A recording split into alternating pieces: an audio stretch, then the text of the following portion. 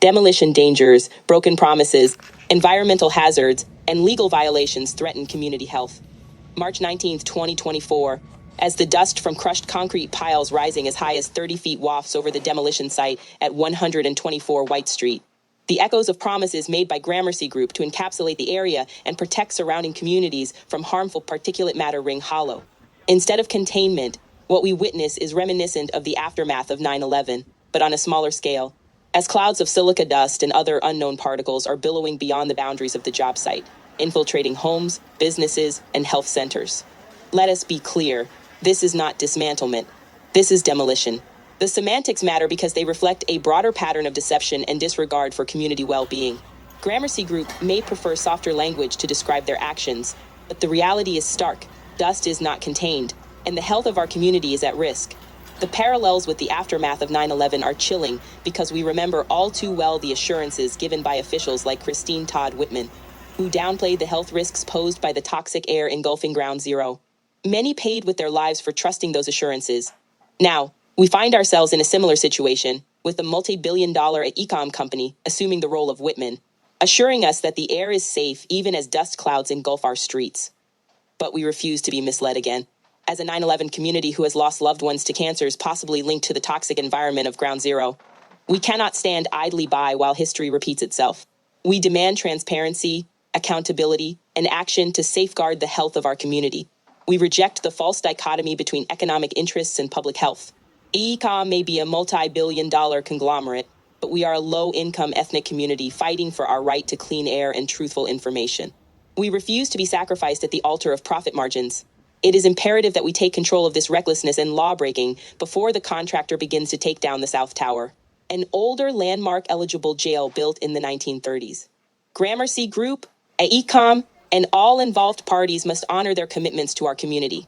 Meaningful action to mitigate the environmental hazards posed by the demolition site must be taken immediately. Our voices must be heard and respected.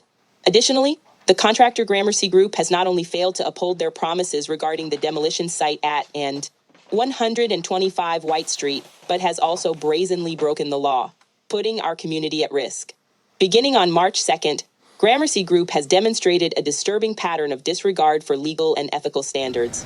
On March 2nd, Gramercy Group used inappropriate machinery to remove the remnants of the jail immediately next to Chung Pak low-income senior residents. Despite warnings from a vibration monitoring company to cease using heavy machinery, they persisted, knowing that they had caused damages, leading to significantly more damage on March 9th.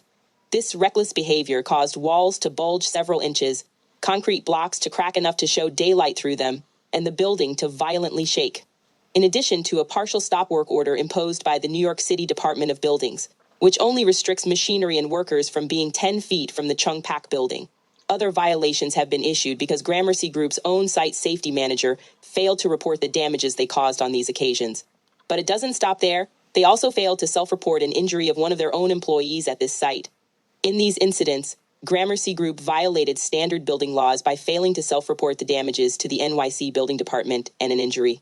Even after accessing the site to make superficial repairs following the first incident, they chose to conceal their actions rather than take responsibility. This flagrant disregard for the law is unacceptable and indicative of a company more concerned with cutting corners than protecting the safety and well-being of our community. It is clear that Gramercy Group cannot be trusted to act in accordance with legal and ethical standards, further emphasizing the need for stringent oversight and accountability measures. As we continue to grapple with the environmental hazards posed by the demolition site, we cannot overlook the blatant violations committed by Gramercy Group. Our community deserves better.